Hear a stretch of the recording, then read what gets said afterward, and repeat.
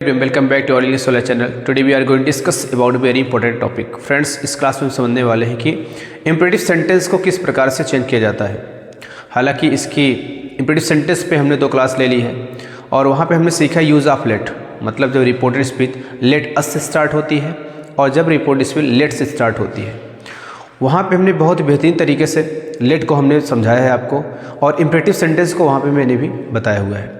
तो वहाँ पे जो इम्परेटिव सेंटेंस पढ़े हुए थे वो हम ओनली डेडिकेटेड फॉर लेट से पढ़े हुए थे, और हमारा जो आज का टॉपिक है ये बहुत ही इंपॉर्टेंट आपके लिए होने वाला है। एग्ज़ाम ओरिएंटेड पॉइंट यहाँ से हम पढ़ने वाले हैं। एग्ज़ाम के लिए ये बहुत ज़्यादा इंपॉर्टेंट पॉइंट है। तो बिना टाइम को वेस्ट करते हुए इस क्लास को हम देखना शुरू करते हैं और अच्छे से चीज़ों को हम कवर करेंगे, ठीक है। तो चलती समझते हैं हम क्या टॉपिक है अपना। देखिए, अपना जो टॉपिक है, अपना टॉपिक आज क्या है, नरेशन। नरेशन में आपको क्या है, इम्परेटिव सेंटेंस। क्या है, इम्परेटिव सेंटेंस। इम्परेटिव सेंटेंस क्या होता है, सबसे पहले मैं आपको ये बताना चाहूँगा। हालांकि मैं इसके पहले आपको इम्परेटिव सेंटेंस बता चुका हूँ, बट यहाँ पे मैं एक बार फिर से बताना चाहता हूँ आपको, ठीक है, ताकि बातें आपको अच्छे से क्लियर समझ में आए। तो चलिए स्टार्ट करते हैं। यहाँ पर लिखा हुआ है जैसे a sentence that expresses order, command, request, advice and suggestion is called sentence. आपको बातें समझ में आ गई होंगी। क्या समझ में आ गया हो, फिर समझते हैं। What is imperative sentence. आपसे अगर कोई पूछे इम्परेटिव सेंटेंस क्या है, तो डेफिनेशन के रूप में हम समझ लेते हैं चीज़ों को। लिखा हुआ है a sentence that expresses order, command, request, advice and suggestion is called imperative sentence. ध्यान रखते हैं, इम्परेटिव सेंटेंस को हमने यहाँ पे बहुत ही अच्छी तरीके से समझा। हालांकि इसके पहले हम समझ चुके हैं, बट आपको यहाँ से मैं फिर से एक बार बहुत ही बेहतरीन तरीके से एकदम पूरा अच्छे से कवर करना चाहता हूँ, ठीक है। और इसमें सबसे बड़ी खासियत क्या है फ्रेंड्स, सबसे इंपॉर्टेंट पॉइंट क्या है इसमें, ध्यान रखिएगा। इसमें यू जो होता है, सब्जेक्ट यू आपका छिपा रहता है। आप कैसे पहचानेंगे, मैं इस प्रकार इस चीज़ पर भी बहुत ज़्यादा जोर दिया हूँ और इसे समझाने का पूरा प्रयास किया हूँ। ध्यान रखिएगा, जिसमें आपका सब्जेक्ट नहीं पाया जाता, सब्जेक्ट छिपा रहता है, सेंटेंस की स्टार्टिंग B1 से होती है। अगर आपको समझना है कि व्हाट इज इम्परेटिव सेंटेंस, तो ध्यान रखिए, हमेशा चीज़ों को अपनी कॉपी में प्लीज़ नोट कर लीजिए कि जब सेंटेंस B1 से स्टार्ट होता है, B1 को दूसरा नाम हम बोलते हैं बेस फॉर्म। क्या बोलते हैं स्टूडेंट, बेस फॉर्म। जब बेस फॉर्म हो, मतलब जैसे गो है तो गो बेस फॉर्म है, तो यहाँ पे B1 जो है, अगर सेंटेंस B1 से स्टार्ट हो रहा है तब ध्यान रखिएगा इम्परेटिव सेंटेंस है। बात आपको क्लियर समझ में आ गई होगी। एग्जाम्पल के हिसाब से हम और अच्छे से समझ लेते हैं।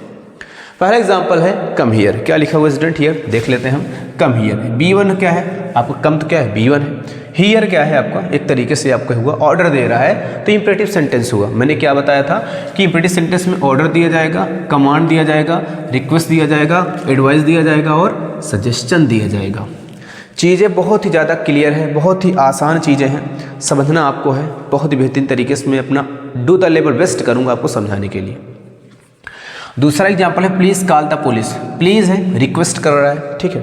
तीसरा एग्जाम्पल है कम ऑन टाइम, समय पर आइए। एक यहाँ पे सजेशन भी मान सकते हो और एडवाइस भी आप मान सकते हो। तो ऐसी कंडीशन में यहाँ पे क्या हुआ, ये एडवाइस हो गया।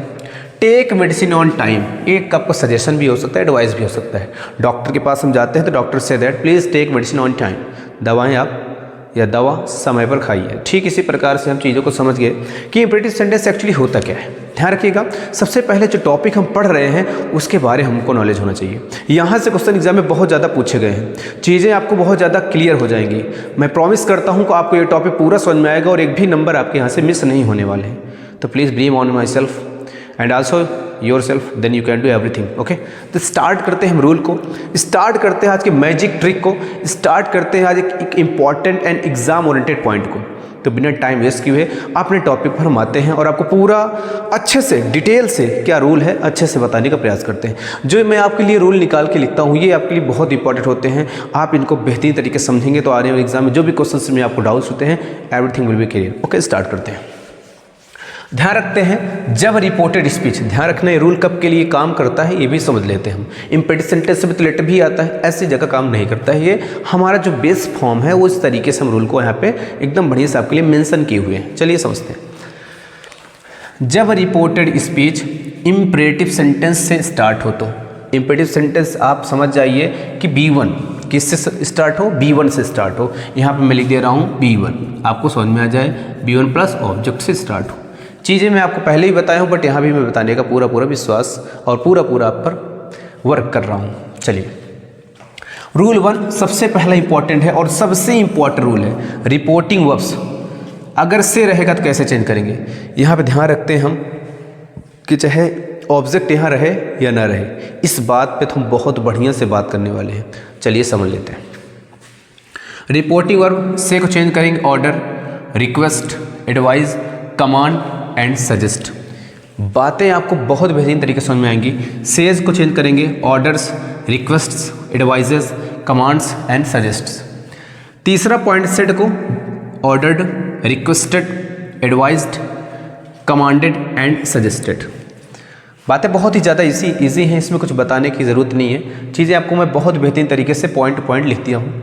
आप चीज़ों को अच्छे समझ सकते हैं, अच्छे से अपनी कॉपी में नोट कर सकते हैं, ताकि आपके लिए हमेशा के लिए आपकी प्रॉब्लम सॉल्व हो जाए।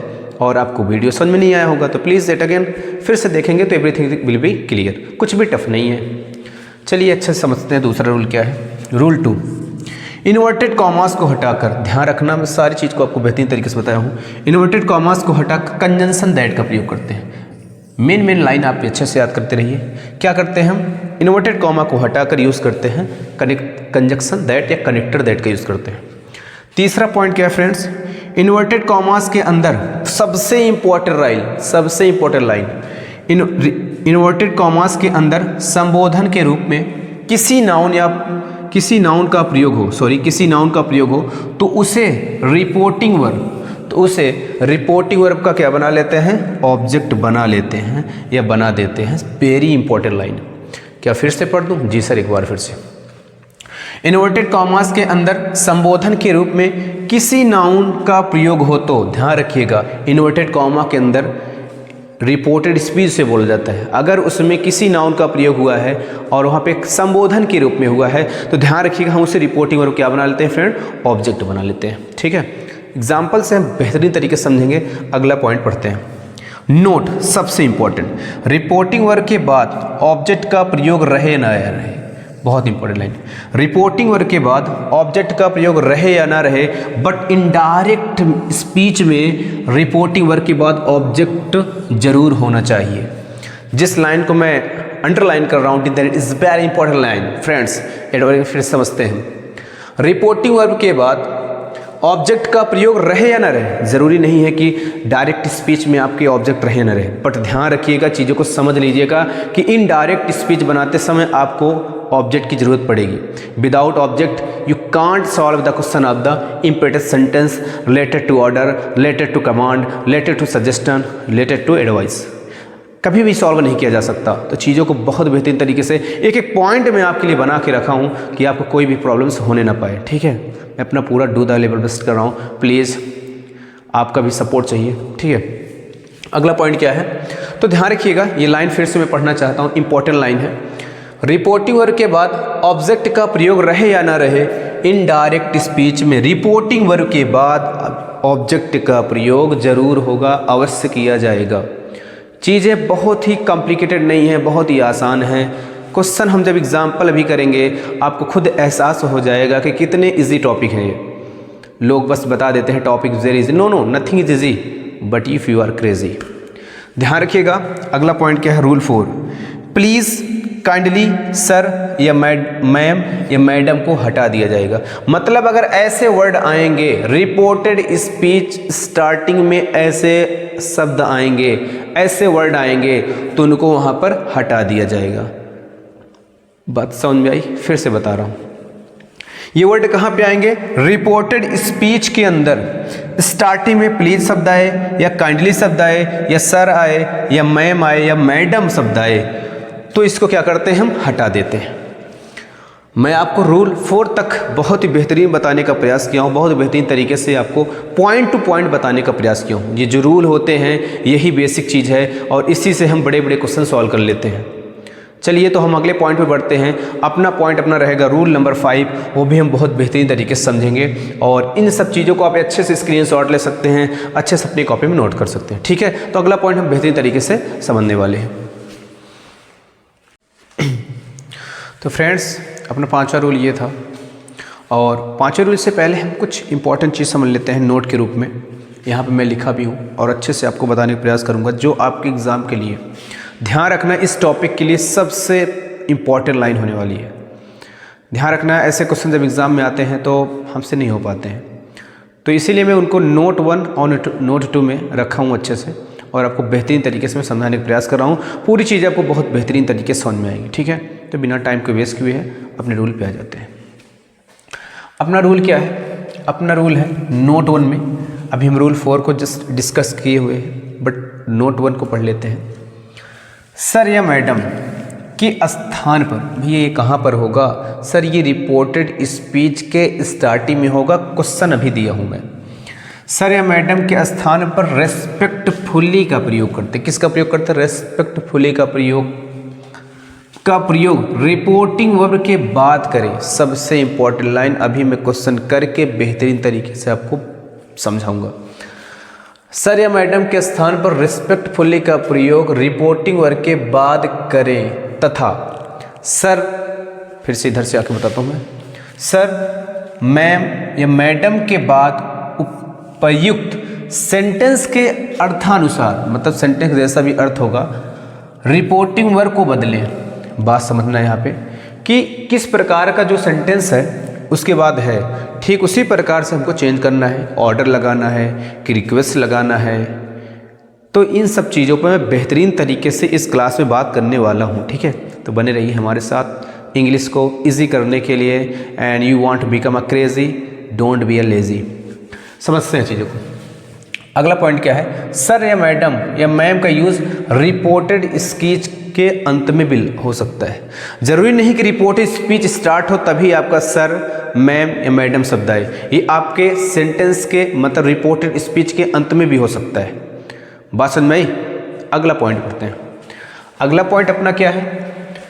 रिपोर्टिंग वर्ब के बाद ऑब्जेक्ट का प्रयोग हो तो, किसके बाद सर? रिपोर्टिंग वर्ब के बाद ऑब्जेक्ट का प्रयोग हो तो सर या मैडम के स्थान पर रेस्पेक्टफुली का प्रयोग करते हैं। बहुत इंपॉर्टेंट लाइन, रेस्पेक्टफुली का प्रयोग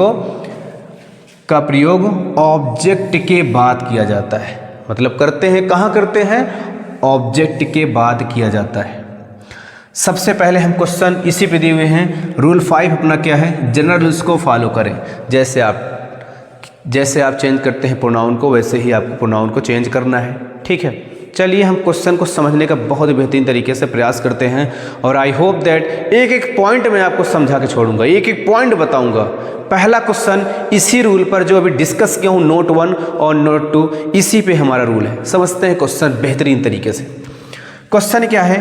पहला क्वेश्चन है, she said to the teacher, comma inverted comma, sir kindly help me. Question समझ में आया? अभी आंसर भी बहुत ही लॉजिकल तरीके से आपके लिए आएगा, बहुत ही बेहतरीन तरीके से। ऐसे क्वेश्चन सबसे नहीं होते हैं। प्लीज़ अगर आप पढ़े हुए हैं तो प्लीज़ इस क्वेश्चन को अभी से जस्ट अपने आप से सॉल्व करिए। नहीं कर पाते हैं तो आई am here for solving your problem. Question करते हैं। शी, ध्यान रखना रिपोर्टिंग वर्ड जब काइंडली हो, क्या हो? काइंडली, तो एस प्लीज़, काइंडली, तो हम ध्यान रखना रिपोर्टिंग वर्ब को चेंज करते हैं रिक्वेस्टेड में। किस में चेंज करते हैं? रिक्वेस्टेड में करते हैं। अगला पॉइंट अच्छे समझते हैं। सेट टू क्या करेंगे? रिक्वेस्टेड। अब देखते हैं जो ऑब्जेक्ट लिखा हुआ है उसी को आपको लिख देना है, तो मैंने यहाँ पे लिख दिया। अब ध्यान रखना है, बच्चे यहीं पे एक टू कर देंगे, इसको हटा के। इतनी बड़ी गलती नहीं करनी है, ब्लंडर नहीं करनी है। फिर से रूल को मैं फिर से पढ़ देना चाहता हूँ आपको बताने के लिए। सर या मैडम के स्थान पर रिस्पेक्टफुली का प्रयोग रिपोर्टिंग वर्ब के बाद करें। किसके बाद करना है? रिपोर्टिंग वर्ब के बाद। तो रिपोर्टिंग वर्ब के बाद क्या आया है? रिपोर्टिंग वर्ब के बाद थोड़ा सा यहाँ पे ऑब्जेक्ट आया है। सर या मैडम के प्रयुक्त सेंटेंस के अर्थानुसार रिपोर्टिंग वर्ब को बदलें। सर, मैडम, मैम का प्रयोग रिपोर्टेड स्पीच के अंत में भी हो सकता है, बट इसके दूसरी वही लाइन जो है पढ़ते हैं। रिपोर्टिंग वर्ब के बाद ऑब्जेक्ट का प्रयोग हो तो, किसके बाद सर? रिपोर्टिंग वर्ब के बाद ऑब्जेक्ट का प्रयोग हो तो क्या करेंगे? सर या मैडम के स्थान पर रिस्पेक्टफुली का प्रयोग ऑब्जेक्ट के बाद किया जाता है। सर लाइन तो यहाँ है, क्यों उसको पढ़ दिए? नहीं, आप तो समझ तो गए, फिर से समझाता हूँ उस चीज़ को, क्योंकि इसी में लॉजिक छिपा हुआ है। ये क्वेश्चन सबसे नहीं हो पाएंगे, ध्यान रखिएगा। ये क्वेश्चन ऐसा क्वेश्चन है, your pain will be stop, your mind will be stop, but don't be stop, because I am here for regulating and progressing for you. अब यहाँ ध्यान रखना है, रिपोर्टिंग वर्ब के बाद ऑब्जेक्ट का प्रयोग हो तो, सर ये रिपोर्टिंग वर्ब थी, यहाँ पे ऑब्जेक्ट का प्रयोग हो तो सर या मैडम के स्थान पर रिस्पेक्टफुली का प्रयोग करते तो हैं, कहाँ करते हैं? ऑब्जेक्ट के बाद किया जाता है। तो यहाँ सर को हटा के क्या लिखेंगे हम? Respectfully, respectfully. उसके बाद आपको कनेक्टर टू लगा देना है अच्छे से, प्यार से। अब काइंडली सबको हटा ही दिया जाएगा, क्योंकि रिक्वेस्टेड लगाया गया था रिपोर्टिंग वर्ब पर यहाँ। अब उसके बाद क्या करना है? हेल्प था, सर हेल्प को यूज़ कर लेना है। अब ध्यान रखिए, बात अभी समाप्त नहीं हुई है। मी फर्स्ट पर्सन, किसके अनुसार? सब्जेक्ट के अनुसार। किसके सब्जेक्ट के अनुसार? रिपोर्टिंग वर्ब का सब्जेक्ट क्या है सर? शी। तो क्या आएगा स्टूडेंट? हर आएगा। जरा सोचिए और हमें बताइए, क्या ये क्वेश्चन आपने सॉल्व कर लिया? यस या नो? अगर आपने क्वेश्चन सॉल्व कर लिया तो बेहतरीन, अच्छी बात है। अगर नहीं कर पाए तो आज आप एक नई चीज़ सीख गए, एक नई चीज़ को आपका आभास हुआ कि ये चीज़ हमसे नहीं हो पाई। ये क्वेश्चन बहुत ही बेहतरीन तरीके से है, एक बार मैं फिर से बताता हूँ। और तीसरा क्वेश्चन इसी पर है। अगर आपने पहला कर लिया है तो please go on, third question है, प्लीज़ सॉल्व द क्वेश्चन। समझते हैं फिर से इस क्वेश्चन को एक बार और से। She said to the teacher, उसने टीचर से कहा, सर काइंडली हेल्प मी, कृपया मेरी आप मदद करिए। ठीक है, चलिए पॉइंट समझते हैं। शी था, सी लिख दिया। रिपोर्टिंग वर्ब के रिपोर्ट स्पीच था, काइंडली प्लीज आता है तो हम चेंज करते हैं किस में? रिक्वेस्टेड में। सर रिक्वेस्टेड कर दिया था रिपोर्टिंग वर्ब को चेंज करके। द टीचर था, ऑब्जेक्ट द टीचर लिख दिया। सर का यूज हुआ था या मैम का यूज हुआ रहेगा या मैडम का यूज हुआ रहेगा सर? तब उसके स्थान पे हम प्यार से लिख देंगे रिस्पेक्टफुली, और उसके बाद यूज करेंगे कनेक्टर के रूप में कॉमा हटा के टू का यूज करेंगे। फिर हेल्प द, उसके बाद आपका मी फर्स्ट पर्सन, ऑब्जेक्ट के अनुसार ऑब्जेक्ट सी है तो क्या हो गया? हर। चलिए दूसरा क्वेश्चन समझ लेते हैं बहुत ही बेहतरीन तरीके से। दूसरा भी क्वेश्चन अपने आप में एग्जाम ओरिएंटेड पॉइंट वाले क्वेश्चन है, सबसे नहीं हो पाएंगे question, please look out. Second question, Sameer said to me, तो मैं लिख दिया समीर सेड टू था। अब सर प्लीज शब्द आया है, जब रिपोर्टेड स्पीच प्लीज काइंडली शब्द से स्टार्टिंग होती है तो हम रिपोर्टिंग वर्ब सेड या सेड टू को चेंज कर देंगे किसमें? रिक्वेस्टेड में। तो यहाँ पे मैं लिख दिया क्या? रिक्वेस्टेड, रिक्वेस्टेड हो गया। अब यहाँ पे मी था, मी मैंने लिख लिया।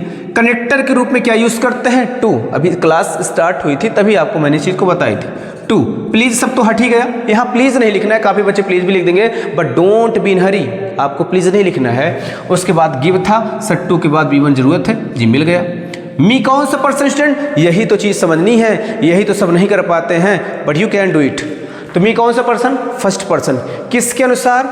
Of subject. कहाँ का सब्जेक्ट सर? रिपोर्टिंग वर्ब का सब्जेक्ट। रिपोर्टिंग वर्ब सब्जेक्ट क्या है? समीर। समीर मैस्कुलिन या feminine? Sir masculine. Sir masculine है तो क्या आएगा? ही आएगा। सर नॉट ही, बिकॉज ये ऑब्जेक्ट, ऑब्जेक्ट क्या आएगा? हिम आएगा। सर ये चीज़ आप कैसे बता दे रहे हैं? इस पे मैंने आपको 2, 3, 4 क्लास, एक क्लास नहीं 2, 3 क्लास मैंने आपके लिए लिया हूँ और वहाँ पे समझाया हूँ। अगर आपको चीज़ें समझ में नहीं आई है तो please go on back the class and first of all please watch the first video of the narration, after that second and after that you kill everything. क्या है यहाँ पे? मी क्या होगा? हिम। अभी सर बात समाप्त नहीं हुई है, माई भी लिखा हुआ है। माई कौन सा पर्सन? First person. किसके अनुसार चेंज होगा? सब्जेक्ट। सब्जेक्ट क्या है? समीर। सर यहाँ ऑब्जेक्ट था बट यहाँ पजेसिव चाहिए तो क्या होगा यहाँ पे? हिम हिज, ये अलग है हिम और हिज। पेन था तो पेन तो सर चेंज नहीं करना है, पेन तो लिख ही देना है।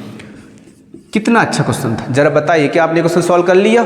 चलिए फिर समझते हैं इस क्वेश्चन को। जो भी क्वेश्चन मैंने आपके लिए तैयार किए हुए हैं, लॉजिकल क्वेश्चन है, इंपॉर्टेंट क्वेश्चन है, एग्जाम ओरिएंटेड पॉइंट के क्वेश्चन है।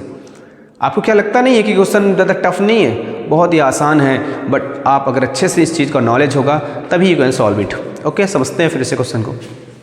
Sameer said to me please give me my pen. Sameer ने मुझसे कहा please give me my pen, कृपया मेरी पेन दे दो, कृपया मेरी पेन दे दीजिए या दे दो।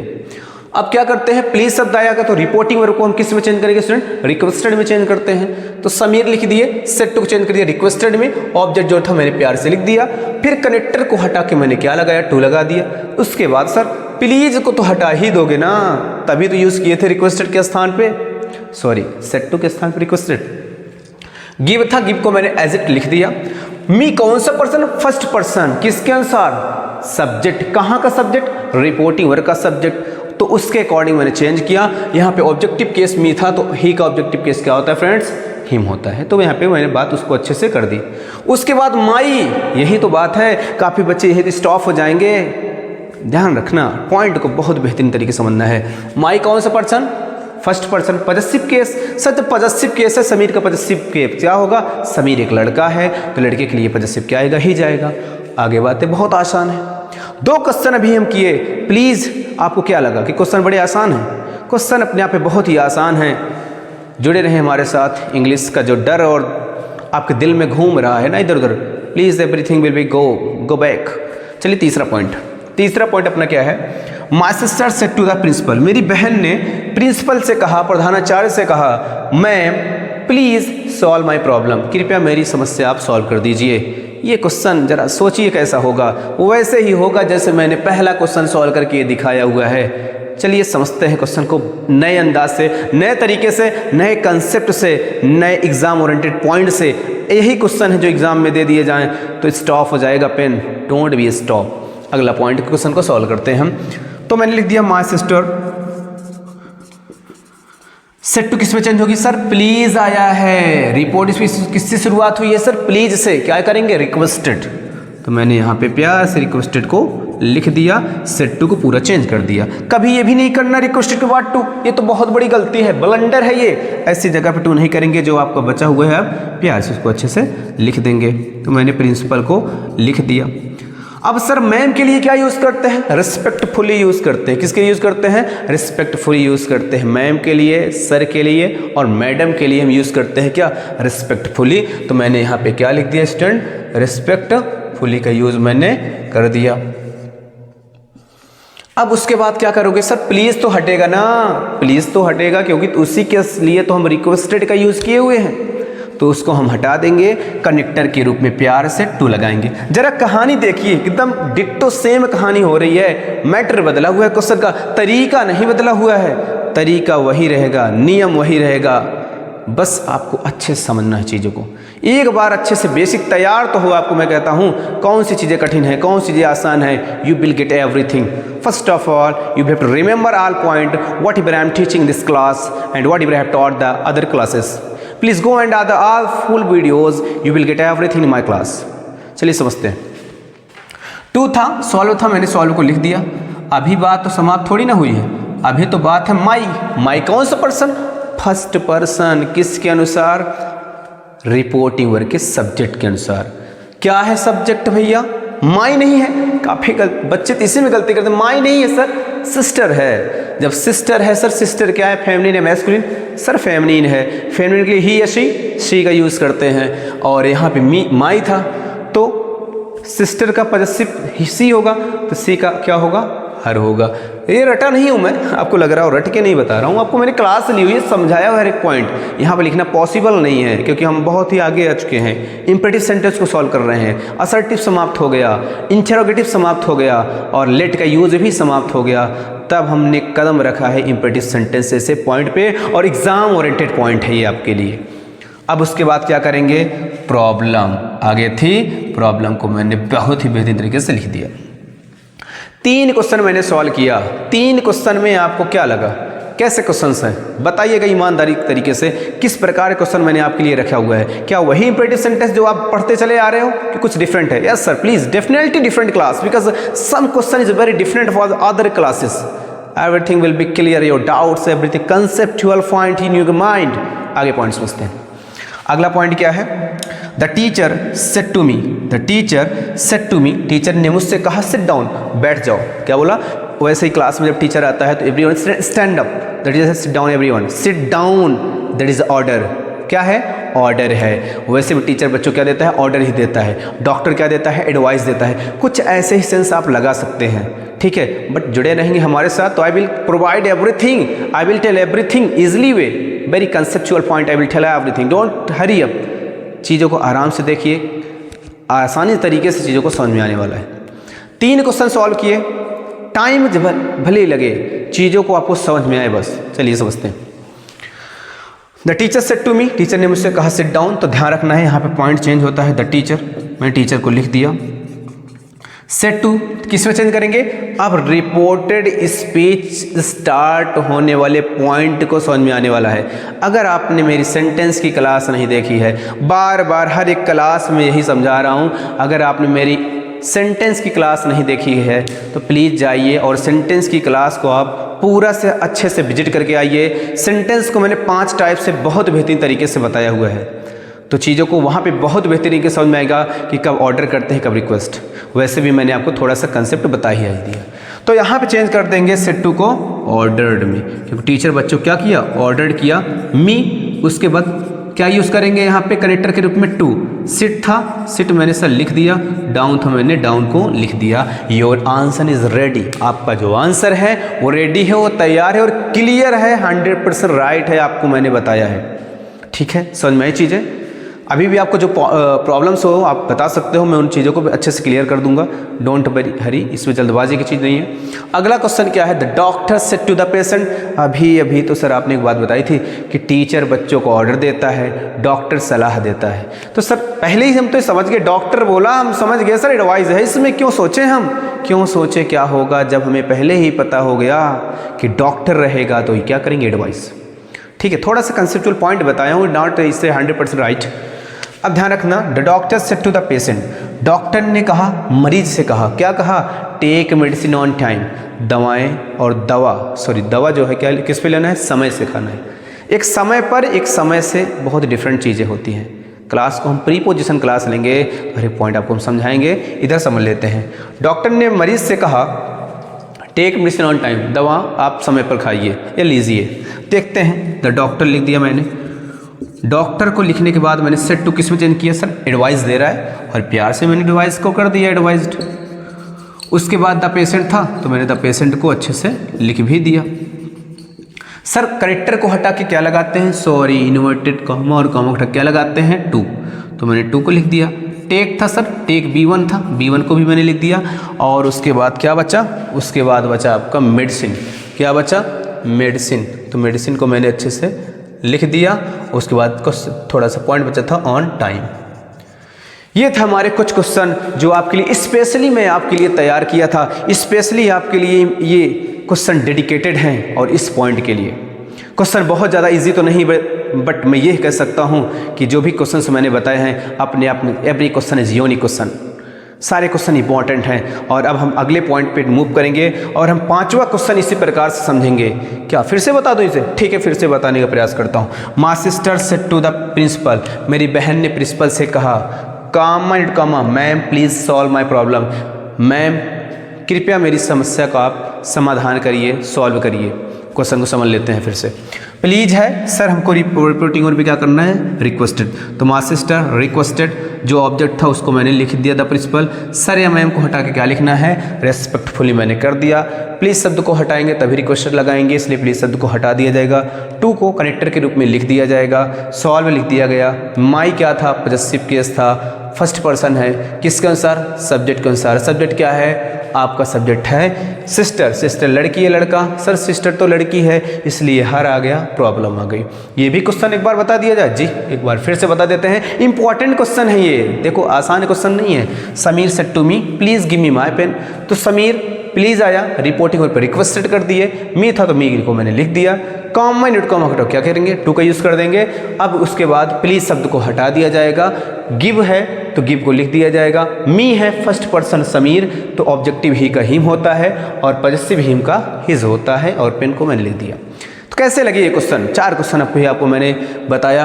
अब सॉरी 4 नहीं 5 क्वेश्चन आपको मैंने बताया, बहुत इंपॉर्टेंट क्वेश्चन। अगला क्वेश्चन बताते हैं, 3-4 क्वेश्चन और अच्छे समझ लेते हैं, उसके बाद अगले टॉपिक को हम मूव करेंगे, ठीक है। तो वेट करिए, अभी 6ठे क्वेश्चन का बहुत बेहतरीन तरीके से हम उसको करने वाले हैं। स्टूडेंट 5 क्वेश्चन सॉल्व करने के बाद हम छठे क्वेश्चन पे आए हुए हैं। ये जो छठा क्वेश्चन है आपके लिए बहुत इंपॉर्टेंट है। हम इस क्लास में 10 क्वेश्चन पे बढ़िया से कवर करेंगे, बहुत अच्छे तरीके से समझेंगे और 5 एग्जाम्पल को हम आपके सामने बहुत ही बेहतरीन तरीके से उनको यूनिक मेथड से बताने का प्रयास किया हुआ है। अब स्टार्ट करते हैं अगला पॉइंट, उसको भी समझाने का पूरा कोशिश करते हैं। क्वेश्चन है the master said to the peon, master ने क्या कहा, नौकर से बोला रिंग द बेल, घंटी बजाओ। रिंग कौन सी फॉर्म, B1। कैसे समझे कौन सा है, इंपेरेटिव सेंटेंस। जब B1 से रिपोर्टेड स्पीच के बाद आने वाला सेंटेंस B1 से स्टार्ट होता है तो प्लीज़ इस बात को आप समझ जाइए कि वह सेंटेंस आपका इंपेरेटिव सेंटेंस है। ठीक है, समझ लेते हैं इस पर हम अच्छे से। तो मैंने लिखा द मास्टर सेड टू किस पे चेंज होगा, ऑर्डर्ड, क्योंकि उसने ऑर्डर दिया है, ऑर्डर्ड द प्योन। अब इस कनेक्टर को हटा क्या लगाते हैं, रिपोर्ट कॉमेंट कॉमा को टू, फिर उसके आगे क्या था, ring the bell, ring the bell. तो मैंने इसको आपको अच्छे से मैंने लिख दिया। कोई से परेशान होने वाली बात नहीं, बहुत इजी पॉइंट है ये, आपको समझ में आ गया होगा। अगला जो क्वेश्चन है उसको भी हम अच्छे तरीके से आपको समझाने का पूरा प्रयास करेंगे। The inspector said to him, inspector ने उससे कहा कॉल द विटनेस, गवाह को बुलाओ। कॉल कौन सा, B1। Call the witness, order दे रहा है, कॉल द विटनेस, तो एक तरीके से ऑर्डर मिल रहा है, तो ऑर्डर के रूप में हम ऑर्डर ही करते हैं। रिपोर्टेड स्पीच में जो वर्ड्स आता है तो उसको रिपोर्टिंग और में ऑर्डर करते हैं। द इंस्पेक्टर था, मैंने यहाँ पे अच्छे से इंस्पेक्टर को लिख दिया। रिपोर्टिंग वर्ड की जगह हम ऑर्डर का यूज़ कर देंगे, मैंने यहाँ पे ऐसा कर दिया। ऑब्जेक्ट जो था सर हमने वहाँ पे नोट कर लिया, कामा इन्वर्टेड कॉमा को हटा के क्या लगाते हैं, टू को मैंने लगा दिया। B1 जो जैसा लिखा था सर वैसा लिख दिया। उसके बाद अगला जो पॉइंट था अपना उसकी वजह से लिख दिया।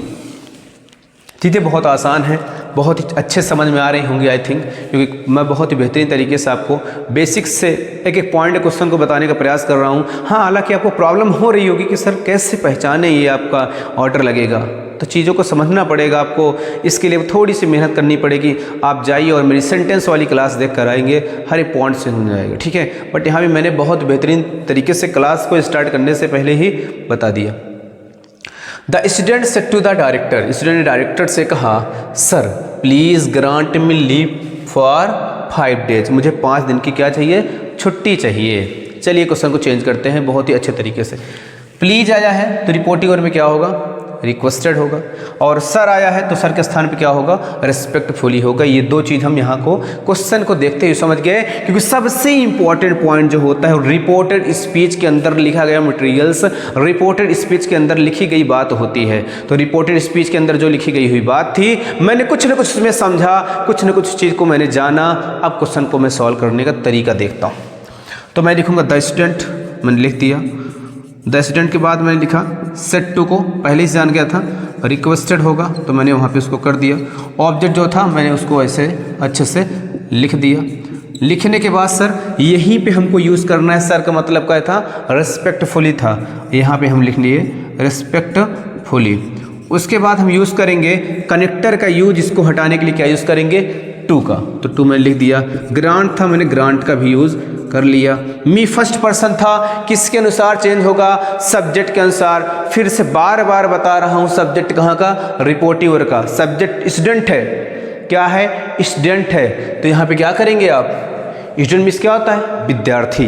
क्या होता है, विद्यार्थी। विद्यार्थी ही भी हो सकता है और सी भी हो सकता है, तो आप कह सकते हैं ग्रांट हिम या हिज। अगर स्टूडेंट्स होता, अगर यहाँ पे स्टूडेंट्स होता तो हम क्या कर देते, देम या दियर। ध्यान रखना, क्या करते, दियर करते, क्या करते, दियर करते। बट वहाँ पे स्टूडेंट्स नहीं हुआ है, स्टूडेंट है तो सिंगुलर है, और सिंगुलर में हम स्टूडेंट कौन सा जेंडर होता है, कौन सा जेंडर होता है, जेंडर तो उतरी कॉमन नाउन होता है। नो सर, कॉमन जेंडर होता है। कॉमन जेंडर क्या होता है, स्टूडेंट कॉमन जेंडर है। जब कॉमन जेंडर है, लड़की भी हो सकता है लड़का भी हो सकता है, तो हम दोनों चीज़ कर सकते हैं, हिम और हिज को। बट पॉसिबिलिटी अगर हमसे पूछी जाए तो हम बताते हैं हिम की, मतलब ही की बात करते हैं। बट हमने आपको दोनों लिख दिया, हिम और हर, दोनों। ठीक है, उसके बाद क्या है, लीव था, मैं लीव को ऐसे लिख दिया। फॉर था, फॉर को भी मैंने वैसे लिख दिया। 5 था तो 5 को भी मैंने ऐसे लिख दिया। डेज था तो डेज को भी मैंने लिख दिया। क्वेश्चन आपका अच्छे से समाप्त होता है। बहुत ही यूनिक तरीके से मैं हर एक पॉइंट को एकदम डिट्टो आपके लिए हर एक पॉइंट को बताने का प्रयास कर रहा हूँ। मेरा सिर्फ बताने और पढ़ाने का मतलब सिर्फ और सिर्फ इतना है कि आपको हर एक बात समझ में आ जाए। समझ लीजिए मेरी क्लास सक्सेसफुल हुई अगर आपको हर एक बात मेरी समझ में आ गई। अगर आपको कोई बात नहीं समझ में आती है तो please comment on comment box. Okay, देखते हैं अगला क्वेश्चन। रकीब सेड, रकीब ने कहा आदिल स्पीक इंग्लिश। सर ये क्वेश्चन पढ़ के थोड़ा सा अजीब नहीं लग रहा है? जी लग रहा है। क्वेश्चन को मैं इसको भी रूल में डिस्कस किया हूँ तो मैं क्वेश्चन को यहाँ पे रखना उचित समझा, बताना अच्छा समझा और ये क्वेश्चन को सॉल्व करते हैं। सबसे पहली बात तो रकीब सेड आदिल जो संबोधन के रूप में आया हुआ है, जब रिपोर्टेड स्पीच में कोई नाउन संबोधन के रूप में आता है तो उसे रिपोर्टिव वर्ब के ऑब्जेक्ट बना लिया जाता है। किसका ऑब्जेक्ट? रिपोर्टिव वर्ब का ऑब्जेक्ट बना लिया जाता है। तो हम इसको पहले चेंज कर लें, बना लें, डायरेक्ट कर दें। चलिए हम आपको भी एकदम छोटे बच्चों की तरह अच्छे से हर एक पॉइंट समझाते हुए बेसिक होता है। अगर यहाँ पे आप चीज़ों को समझ जाएंगे तो क्वेश्चन को आसान तरीके से आप कर लें। I know very well. चलिए क्वेश्चन को हम अच्छे से समझते हैं। यहाँ मैं क्वेश्चन को फिर से एक बार लिखना चाहता हूँ, रकीब सेड, तो मैं रकीब सेड कर लिया। अब इसको मैं यहाँ ऑब्जेक्ट बनाऊंगा तो आदिल के लिए टू कनेक्टर हो जाएगा। अब पूरी बात हो गई स्पीक इंग्लिश। कोई जल्दबाजी की बात नहीं है इसमें, चीज़ें बहुत ही कॉम्प्लिकेटेड नहीं है, बहुत आसान है। अब क्या करेंगे, इसमें रकीब है तो रकीब मैंने अच्छे से कर लिया। सेट टू किस में चेंज करेंगे? ऑर्डर दे रहा है, B1 आ रहा है, स्पीक इंग्लिश, अंग्रेजी बोलो। ये सलाह नहीं है, अगर आप एडवाइस मानते हैं, हाँ ये एडवाइस हो सकता है बट ये ऑर्डर होगा। उसने क्या बोला? स्पीक इंग्लिश, इंग्लिश बोलो। एक तरीके से क्या होता है, ऑर्डर बोला जाएगा। ठीक है, तो यहाँ पे क्या किया, रकीब ऑर्डर्ड आदिल, रकीब ऑर्डर्ड आदिल, आदिल को मैंने अच्छे से लिख दिया। फिर उसके बाद क्या आएगा, इसको हटाने लिए टू का यूज़ करेंगे। स्पीक था तो मैंने स्पीक इंग्लिश लिख दिया। इसमें हमको कोई भी जल्दबाजी नहीं होनी चाहिए, हर एक पॉइंट आपको अच्छे से समझ में आएगा होगा। ये स्पेलिंग आपको नहीं समझ में आ रही क्या? फिर से लिख देता हूँ अच्छे से, क्या इसमें जल्दबाजी है? अच्छे से आपको चीज़ें पॉइंट टू पॉइंट समझ में आए बस। Raqib ordered Adil to speak English, उसने आदिल को क्या किया? ऑर्डर किया कि इंग्लिश बोलो। ठीक है। The captain said to the soldier, sir captain कहीं भी दिख जाएगा, एक ही वर्ड याद रखिए, कमांडेड। क्या लगाना है? कमांडेड। तो आपको क्या करना है? कमांडेड। सोचना ही नहीं है, कैप्टन दिखेगा तो आपको कमांडेड वर्ड का यूज़ कर लेना है। तो ठीक है, कर लेते हैं। यहाँ पे लिखा मैंने द कैप्टन, उसके बाद मैं लिखा सेट टू, किस में चेंज करूँगा? अभी तो बताया सर कमांडेड, तो कमांडेड मैंने अच्छे से लिख लिया। द सोल्जर्स को भी मैंने अच्छे से लिख लिया। अब यहाँ पे ध्यान रखना है हमको क्या लगाना है? टू, कनेक्टर के रूप में टू यूज़ करना है। ले डाउन द गन, मतलब गन को नीचे रख दो, गन रख के नीचे लेट जाओ, ऐसा वो बोल रहा है। तो हमने लिख दिया टू ले डाउन, उसके बाद क्या है? The gun. इसमें कोई परेशान होने वाली बात नहीं है, चीज़ें बहुत ही अच्छे समझ में आ गई होंगी। अगर आपको कुछ प्रॉब्लम्स हो रही हैं, कोई बात समझ में नहीं आ रही है, तो ऐसी कंडीशन में आप ये क्या कर सकते हो, आप हमें एक बार फिर से कमेंट करके बता सकते हैं। और यहाँ पे अगर किसी को दिक्कत है एडवाइस करने में, वो भी आप मुझे बता सकते हैं, इसको मैं बहुत अच्छी तरीके से क्लियर करूँगा। बट फिर से बता देता हूँ, स्पीक इंग्लिश एक प्रकार से ऑर्डर दे रहा है। ठीक है, तो इस तरीके से हम क्लास को अच्छे समझे कि इम्परेटिव सेंटेंस को किस प्रकार पढ़ा जाता है, क्या पॉइंट होते हैं, किस पॉइंट को अच्छे से चर्चा किया जाएगा। यहाँ पे मैंने जो भी क्वेश्चन 10 क्वेश्चन आप पे चर्चा किए हुए हैं, बहुत ही अच्छे तरीके से बताया हुआ है। जितने रूल हैं आप एक बार फिर से क्लास को देखेंगे, एवरीथिंग विल बी ईजी, सब कुछ आसान है। तो thank you so much for watching this class and we hope you will like this video and you will share this video. And next class अपनी जो आनी है वो ऑपरेटिव सेंटेंस पे ना होकर इम्परेटिव सेंटेंस के डू नॉट, जब इम्परेटिव सेंटेंस आपकी inverted reported speech do not से स्टार्ट होती है, जब आपकी रिपोर्टेड स्पीच डू नॉट से स्टार्ट होती है तो इसको कैसे चेंज करते हैं, अगली क्लास में हम इसको ही समझेंगे। ठीक है, तो जुड़े रहिए इस मेरे चैनल के साथ। अगर आप नए हैं तो प्लीज़ सब्सक्राइब करिए, बाकी शेयर करिए। Thank you so much for joining to me. Have a nice day. Thank you.